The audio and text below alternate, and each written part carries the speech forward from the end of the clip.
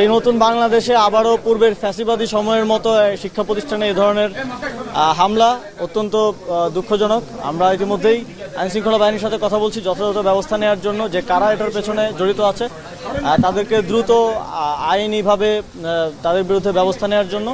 এবং আমরা চাই যে আগামীর বাংলাদেশে কখনোই যে ফ্যাসিবাদের সময়ে যেই ইভিল প্র্যাকটিসগুলো ছিল, ক্যাম্পাসে ছাত্রদের উপর নিপীড়ন, নির্যাতন, গেস্টরুম, গণরুমের মতো যেই বিষয়গুলো ছিল, ছাত্র রাজনীতির যেই নেতিবাচক দিকগুলো ছিল, সেগুলো আর কখনোই ফিরে না আসুক। এবং সেটা ফিরে না আসার জন্য সকল ছাত্র সংগঠন থেকে শুরু করে রাজনৈতিক সংগঠন সকলের প্রতি আমার আহ্বান থাকবে। দেখুন, সঠিকভাবে তদন্ত হওয়ার পূর্ব পর্যন্ত এটা বলা উচিত হবে না যে আসলে কারা এটা ঘটিয়েছে। আমরা আইনশৃঙ্খলা বাহিনীর সাথে কথা বলছি, এই বিষয়টি পুঙ্খানুপুঙ্খ তদন্ত করে ভিডিও ফুটেজ যা ছবি আছে সেগুলো দেখে কারা এর সাথে জড়িত, কারা অস্ত্রের মহড়া দিয়েছে, সে যেই হোক, তার পরিচয় যাই হোক, তাকে শাস্তির আওতায় আনার জন্য যথাযথ ব্যবস্থা নেওয়া হবে। দেখুন, স্ট্যাটিস্টিক্যালি আইনশৃঙ্খলার যথেষ্ট উন্নতি হচ্ছে। আপনারা যদি স্ট্যাটিস্টিকটা দেখেন যে কী পরিমাণ ল অ্যান্ড অর্ডার সিচুয়েশন গত 6 মাস আগে ছিল আর এখন আছে, সেটার মধ্যে বিশদ পার্থক্য হয়েছে। ছিনতাই থেকে শুরু করে যত ধরনের প্যারামিটার আছে সবগুলোতে আইনশৃঙ্খলার পরিস্থিতি উন্নত হচ্ছে। তবে যেহেতু এটা একটা ট্রানজিশনাল পিরিয়ড, আমরা একটা বিশেষ সময় পার করছি, সুতরাং এই মুহূর্তে এবং জুলাই গণঅভ্যুত্থানে পুলিশকে যেভাবে জনগণের বিরুদ্ধে দাঁড় করে দিয়ে পুলিশের মোরাল ব্রেক করা হয়েছে, তারপরে সেই পুলিশ মাঠে গিয়ে কাজ করাটা অনেক বেশি কঠিন এবং এক ধরনের চ্যালেঞ্জ। তারপরে আমরা চেষ্টা করছি নিয়োগ থেকে শুরু করে বিভিন্ন কাজের মাধ্যমে এবং নতুন করে ট্রেনিং দেওয়ার মাধ্যমে পুলিশকে জনবান্ধব করার এবং আইনশৃঙ্খলা পরিস্থিতি নিয়ন্ত্রণে আনার। আগামীকাল হচ্ছে ম্যাচ রয়েছে বাংলাদেশের চ্যাম্পিয়ন্স ট্রফি। বাংলাদেশ দলের জন্য আসলে কি ধরনের বার্তা থাকবে আপনার? আমরা আশাবাদী চ্যাম্পিয়ন্স ট্রফিতে বাংলাদেশ ক্রিকেট দল ভালো করবে, আর বাকিটা খেলায় দেখতে পাবো কী অবস্থা হয়। আর গতকালকের একটা বিষয় একটু পরিষ্কার করতে চাই। গতকালকে ডিসিস কনফারেন্সের পরে একটা প্রেস ব্রিফিংয়ে খুব অল্প সময়ে বলার কারণে হয়তো পরিষ্কার করতে পারিনি, এবং মিডিয়ায়ও শব্দ এবং ভাষায় একটু ভিন্নভাবে উপস্থাপিত হয়েছে। ফ্যাসিবাদীদের কিংবা আওয়ামী লীগের বাংলাদেশে নির্বাচন করার প্রশ্নটাই এখন অবান্তর। বিচার সহ যেই বিষয়গুলো আছে সেগুলোর সমাধান হওয়ার আগ পর্যন্ত। তবে আমরা পৃথিবীতে বিভিন্ন জায়গায় এরকম গণঅভ্যুত্থান কিংবা বিপ্লবের পরে নজির দেখেছি কিভাবে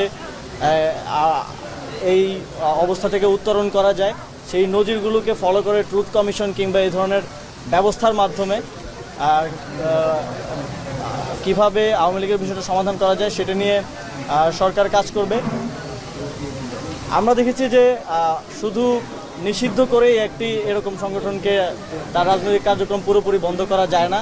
আওয়ামী লীগ জামাতকে নিষিদ্ধ করেছিল 2008 সালে, কিন্তু তাকে রাজনীতি করা থেকে বিরত করতে পারেনি।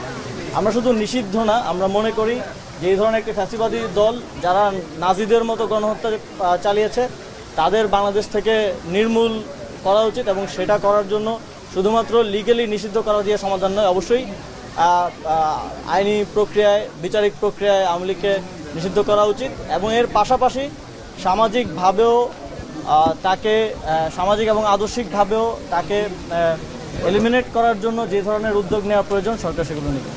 ধন্যবাদ। আপনি বলেছিলেন স্থানীয় সরকার নির্বাচন জাতীয় নির্বাচনের আগে হবে, এই ধরনের সিদ্ধান্ত সরকার নীতিগতভাবে নিয়েছে। আমরা পরবর্তী সময় বড় রাজনৈতিক দলগুলোর পক্ষ থেকে এটা প্রতিবাদ দেখেছি। এখন আপনাদের পজিশন কি? আগে কি স্থানীয় সরকারের সদিচ্ছা আছে স্থানীয় সরকার নির্বাচন আগে করার, এবং স্থানীয় প্রশাসন পরিচালনার ক্ষেত্রে যথেষ্ট আপনারা দেখতে পাচ্ছেন যে স্থবিরতা আছে, এবং বাংলাদেশের মানুষ তাদের যে প্রাত্যহিক সেবা সেগুলো পাচ্ছে না, এবং সেগুলো নিশ্চিত করাটা এই সরকারের অন্যতম দায়িত্ব। আমরা দিন শেষে জনগণকে একটি কষ্টের মধ্য দিয়ে যেতে হচ্ছে, সেটা কোনো সরকারই চাইবে না। আর সেই কারণে আমি ব্যক্তিগতভাবে মনে করি স্থানীয় সরকার নির্বাচন হয়ে যাওয়া উচিত। তবে যেহেতু এটা একটি সর্বোচ্চ নীতি নির্ধারণী সিদ্ধান্ত, এই বিষয়ে আমরা সরকারের সর্বোচ্চ পর্যায়ে অর্থাৎ ক্যাবিনেট আলোচনার মাধ্যমে চূড়ান্ত সিদ্ধান্ত নেব। জুলাইয়ের একটা দাবি ছিল ছাত্র সংসদ নির্বাচন হবে প্রত্যেকটি ক্যাম্পাসে, প্রত্যেকটি বিশ্ববিদ্যালয়, কিন্তু আজকে 6 মাস পেরিয়ে গেছে, 7 মাস চলছে, এখনো কোনো বিশ্ববিদ্যালয়ের ছাত্র সংসদ নির্বাচন হয়নি। ছাত্র নেতা হিসেবে আপনি তো মূলত ছাত্র নেতাই ছিলেন, এখন আপনারা সে দাবি থেকে সরে এসেছেন কিনা? আপনারা এই দাবি করছেন কিনা যে ছাত্র সংসদ নির্বাচন দিতে হবে? ছাত্র রাজনীতি আমরা বিশ্ববিদ্যালয়গুলোর সাথে নিয়মিত যোগাযোগ রাখছি, এবং যেহেতু আপনারা জানেন যে আমাদের 4টি স্বায়ত্তশাসিত বিশ্ববিদ্যালয় সরকার সরাসরি হস্তক্ষেপ করতে পারে না, তবে বিশ্ববিদ্যালয়ে যারা প্রশাসন আছেন তাদের প্রতি আহ্বান থাকবে দ্রুত ছাত্র সংসদ নির্বাচন আয়োজন করার জন্য। আমি বিশ্বাস করি যদি ছাত্র সংসদ থাকতো, প্রকৃত নেতৃত্ব থাকতো, তাহলে কুয়েটে যে ধরনের ঘটনা ঘটেছে এ ধরনের ঘটনা ঘটতো না, এবং সামনের সময়েও এ ধরনের ঘটনা এড়িয়ে যাওয়ার জন্য ছাত্র সংসদ নির্বাচনের মাধ্যমে ছাত্রদের প্রতিনিধিদের মাধ্যমে বিশ্ববিদ্যালয় পরিচালনা করা উচিত। ধন্যবাদ।